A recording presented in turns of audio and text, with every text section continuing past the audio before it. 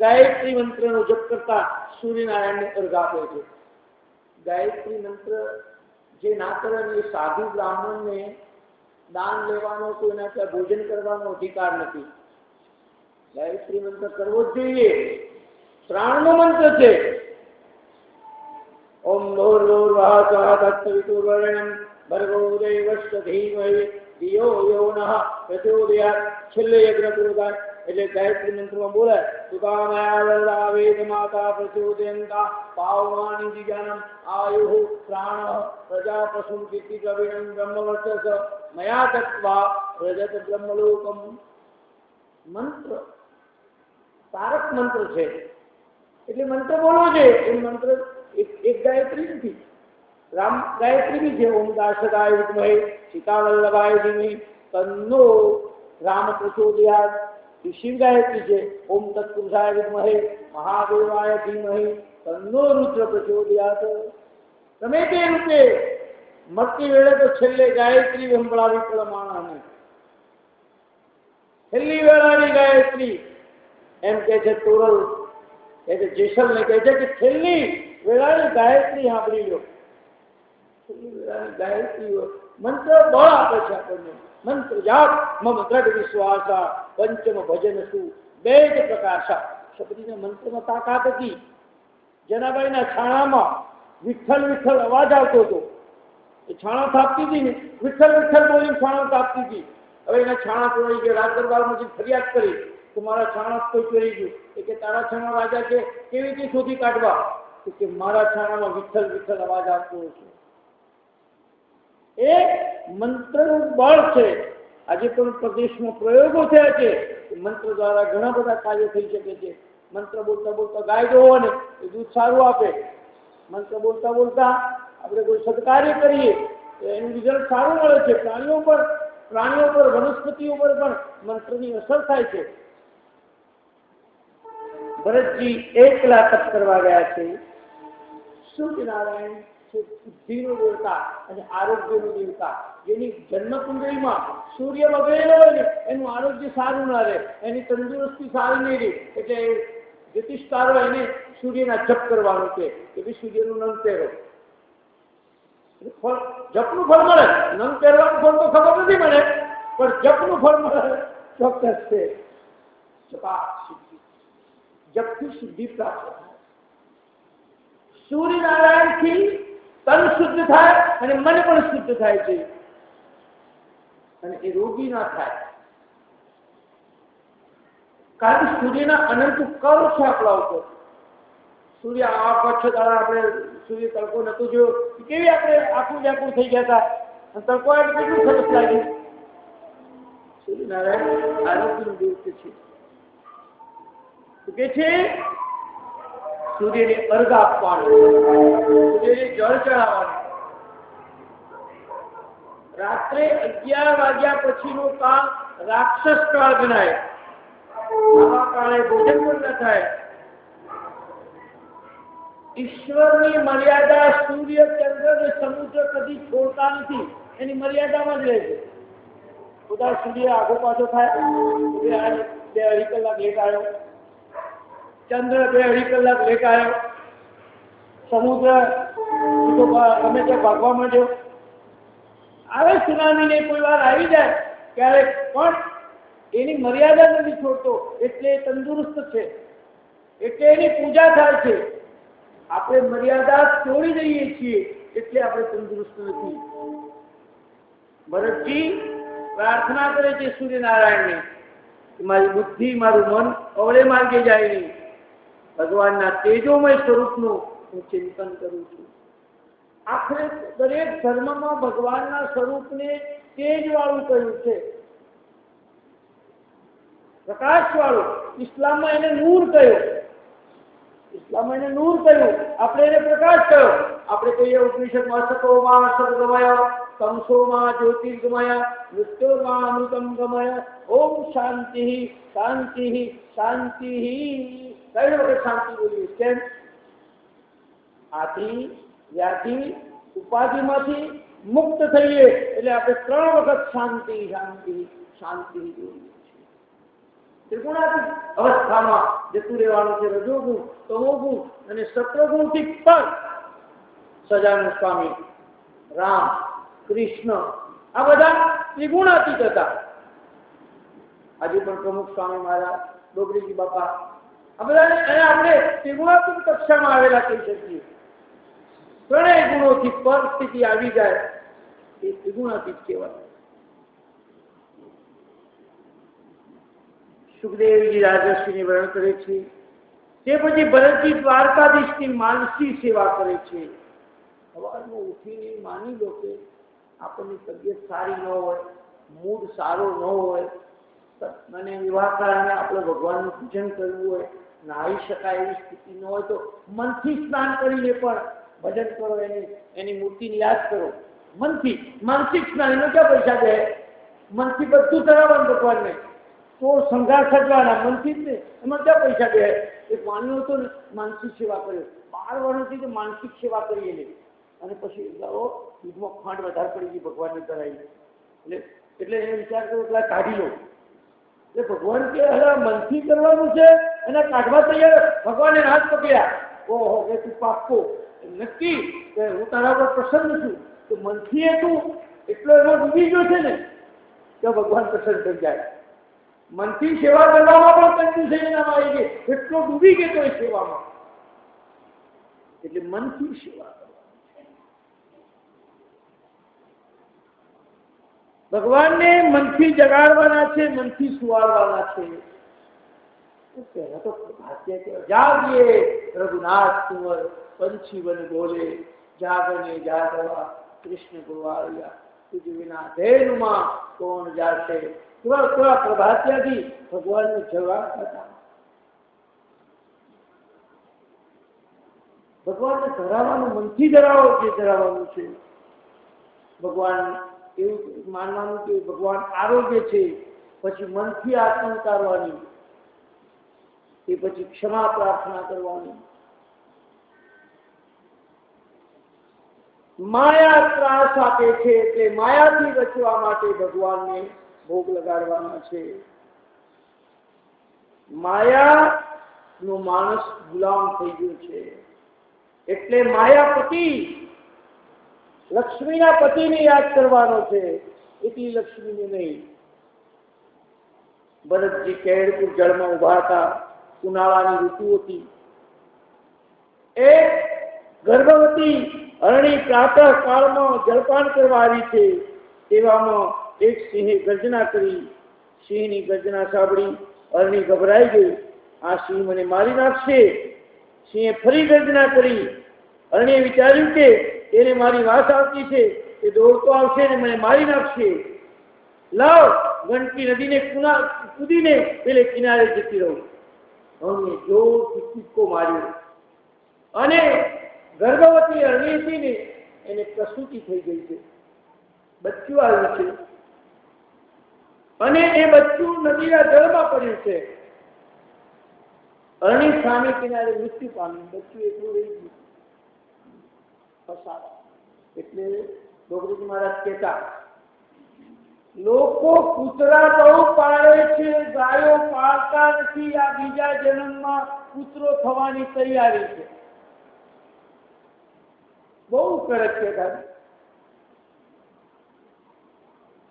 એટલે પ્રાણીઓ પ્રત્યે પ્રેમ રાખવાનો, પણ પ્રાણીઓમાં જો ફસાઈ ગયા ને તો મુશ્કેલી થઈ. ભરતજીએ અરણબાણને નદીના જળમાં પડેલા જોયા. તેને બહાર કાઢવામાં ના આવે તો ડૂબી જાય તેમ છે. એક વાત સાંભળો, મને અબ્રાહમ લિંકનનો પ્રસંગ યાદ આવે છે. અમેરિકાના રાષ્ટ્રપ્રમુખ અબ્રાહમ લિંકન એક વખત પોતાની ઓફિસમાં પેન્ટ સૂટ કોટ ટાઈ સુટેડ થઈને જતા હતા અને એક ભૂંડ હતું ને એ કાદવમાં ફસાઈ ગયું. બૂમો પાડે નીકળે નહીં બહાર, મરી જાય એ સ્થિતિમાં થઈ ગયેલું. અબ્રાહમ લિંકનને દયા આવી, મરી જશે બિચારું. તે પહેરેલા પેન્ટ સૂટ કોટ ટાઈ પહેરેલા બૂટ બધા સાથે સીધા કાદવમાં પડીને કાઢ્યું બહાર. અને એવા જ કપડાં પહેરીને પોતાનું ઓફિસમાં ગયા.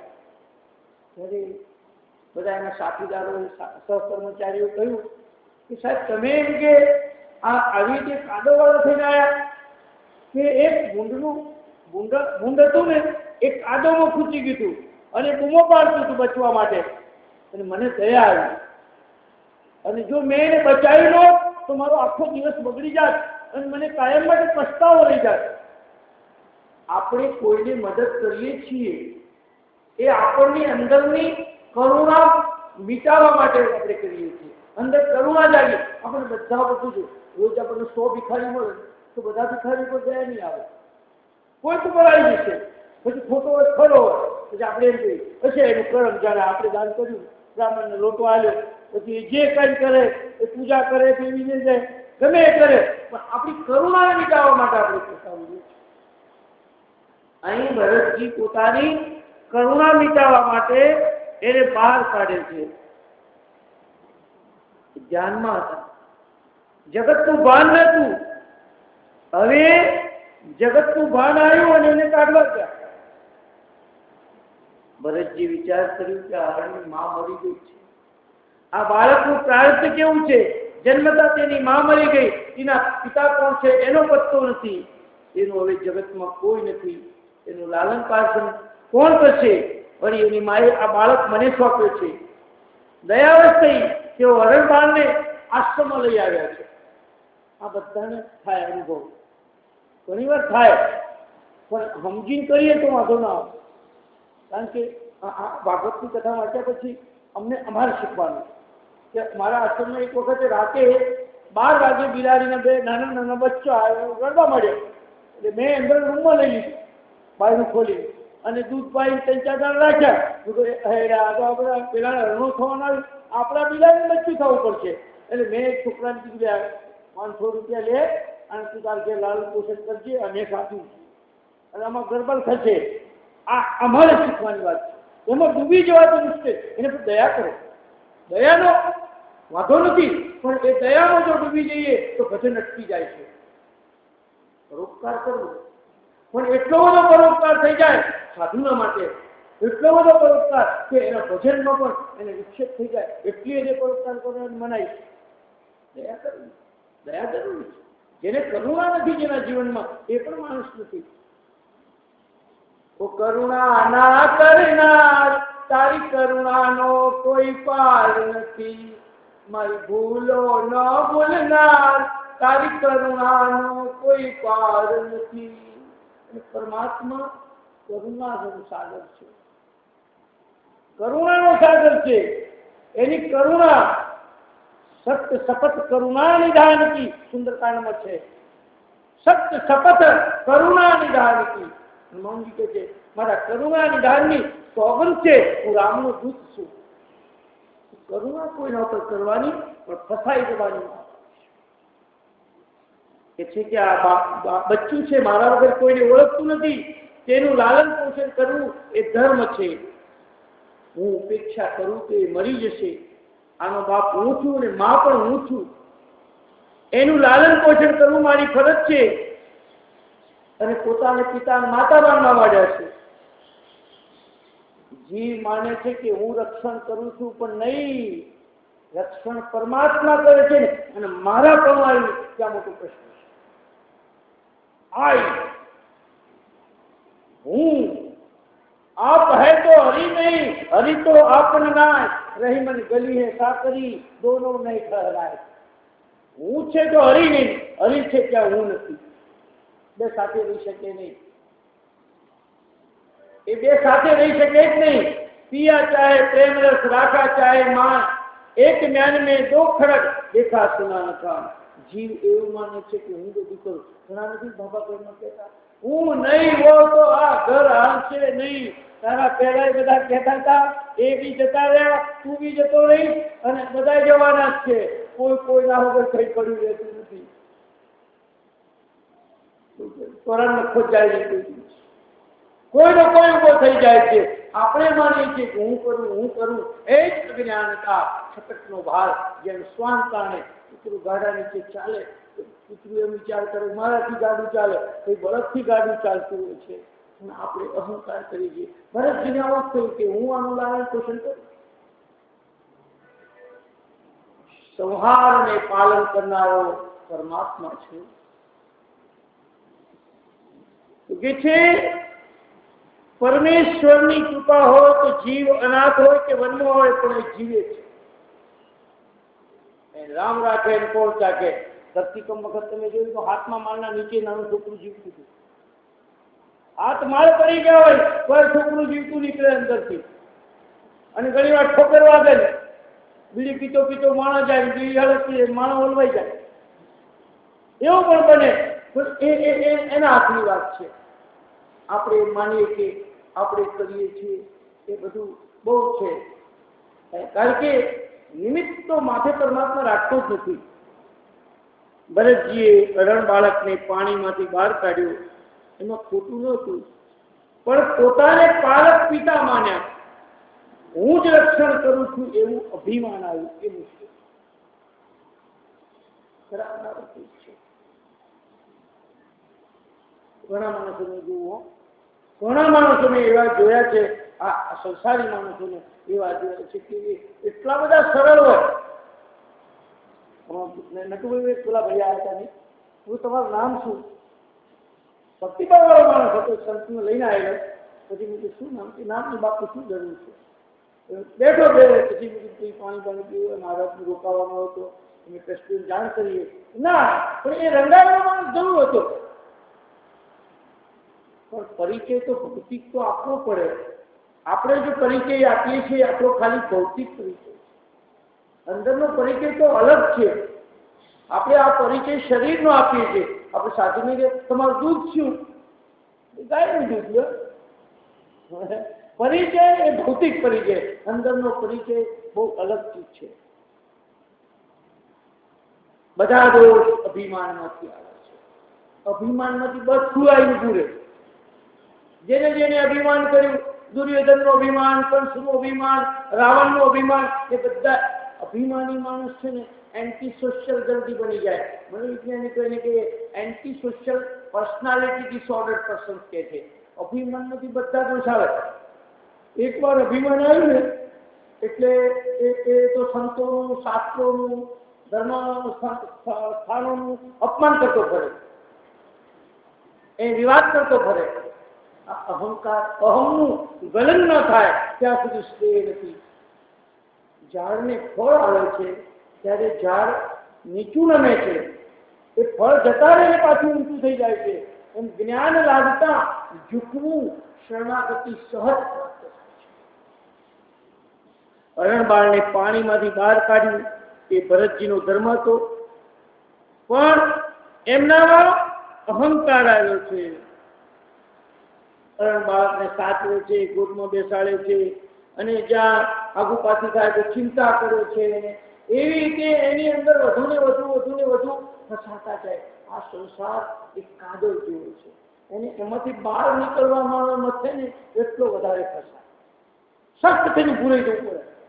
ખેંચાતાણી કરવા જઈએ તો વધારે ફસાય છે. માણસ બહાર નીકળવા બહુ બળાત્કારથી પ્રયત્ન કરે, જોર જુલમથી, તો વધારે ફસાય. સમજણપૂર્વક ઉભો રહીને ધીરે એક રસ્તો વિચારે તો એ પાછો લઈ જાય છે.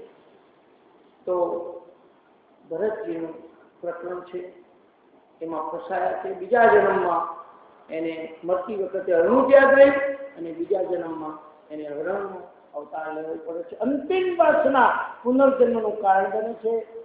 આપણે પણ આ કથા છેલ્લા 15 દિવસથી આપણે સાંભળી રહ્યા છીએ.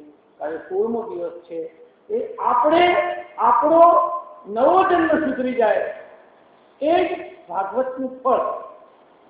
કથા સમુદ્ર જેવી છે, દરિયા જેવી છે. એનો ક્યારે પાર નથી. પાણી અને વાણીનો પાર નથી. પણ મેં એક સાગરને ગાગરમાં ભરવાનો પ્રયત્ન કર્યો છે. એટલે આવતીકાલે આ કથાને વિરામ આપીશું. ભગવાનને આપણે તો પરીક્ષિતને મોક્ષ કરાવી દઈશું. બસ સીધો જ સીધી જ કોઈ વચ્ચે વાયા સ્ટેશન જ નહીં, એનો મોક્ષ જ કરાવવું છે. આપણે તો કોઈ વાયા ધંધો જ નથી કરવો. આપણે પરીક્ષિતનો મોક્ષ થઈ જાય અને આપણામાં રહેલો પરીક્ષિત જાગે, આપણામાં રહેલો સુખદેવ જાગે અને આ આશ્રમમાં જે ભગીરથ કાર્ય ટ્રસ્ટીઓ કરી રહ્યા છે, આ ભક્તો કથા આવીને કરી રહ્યા છે, માતાઓ બહેનો કરી રહી છે, એ આશ્રમ ખુલ્લો ફાલ્યો રહે અને અહીં સંતોના સત્સંગ થતો રહે અને બધા પ્રેમથી હળી મળીને ધર્મનું કાર્ય કરતા રહે. તો આ એક આશ્રમ મને બહુ આશા, હું આશાવાદી માણસ છું, ખૂબ આશા રાખું છું સારા કાર્યોમાં, ધર્મ કાર્યોમાં આશાવાદી માણસ છું, હું નિરાશાવાદી માણસ નથી. અને એ કાર્ય થતું રહે અને ભક્તિ બધાને ચેતન રહે એવી પરમાત્માને પ્રાર્થના કરીએ. છતાંય ભરતજી ને ભગવાન ફર્યા એવા આપણને ફરે એવી પ્રાર્થના કરીએ. अब समय कर गायन का कर लो नमस्कार, हो जाए बेड़ा पार. ओम पूर्णमद पूर्णमिदं पूर्णात् पूर्णमुदच्यते पूर्णस्य पूर्णमादाय पूर्णमेवावशिष्यते. ओम शांति शांति शांति.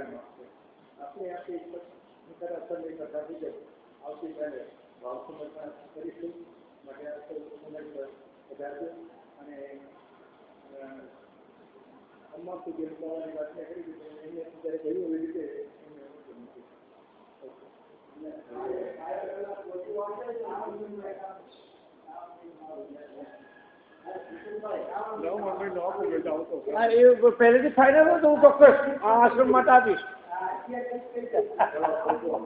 ચોક્કસ